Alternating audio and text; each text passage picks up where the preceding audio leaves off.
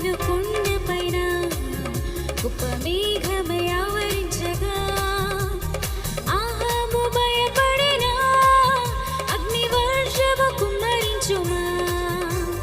కర్మేలు కొండపైన గొప్ప మేఘమై ఆవరించగా ఆహాబు భయపడిన అగ్ని వర్షము కుమ్మరించుమా. మండే అగ్నల్లెరా దేవా అన్య భాషలతో అభిషేకించు.